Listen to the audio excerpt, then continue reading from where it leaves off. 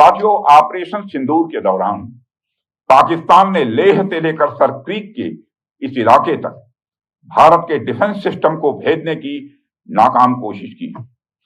भारत के defence system को उन्होंने भेदने की एक नाकाम कोशिश की, जबकि भारत की सेनाओं ने अपनी जवाबी कार्रवाई में पाकिस्तानी एयर डिफेंस सिस्टम को पूरी तरह से एक्सपोज कर दिया और दुनिया को यह भी संदेश दे दिया कि भारत की सेनाएं जब चाहें, जहां चाहें और जैसे भी चाहें पाकिस्तान को भारी नुकसान पहुंचा सकती हैं।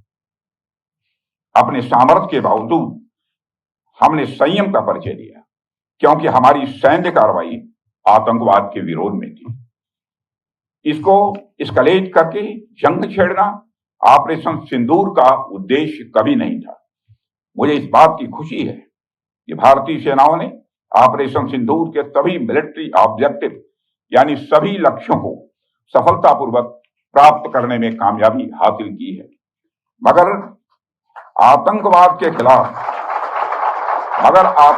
के खिलाफ हमारी लड़ाई जारी है।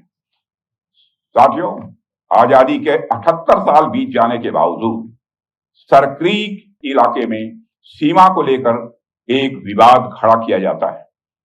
भारत ने कई बार बातचीत के रास्ते इसका समाधान करने का प्रयास किया है, मगर पाकिस्तान की नीयत में खोट है, उसकी नीयत साफ नहीं है।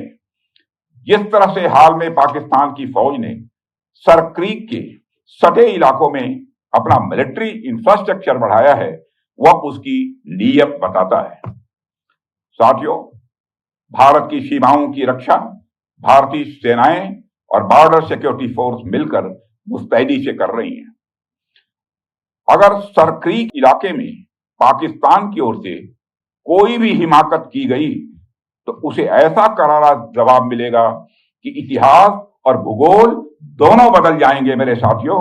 और 1965 की जंग में भारत की सेना ने लाहौर तक पहुंचने का सामर्थ्य भी दिखाया। आज 2025 में पाकिस्तान को याद रखना चाहिए कि कराची का एक रास्ता क्रीक से ही होकर गुजरता है।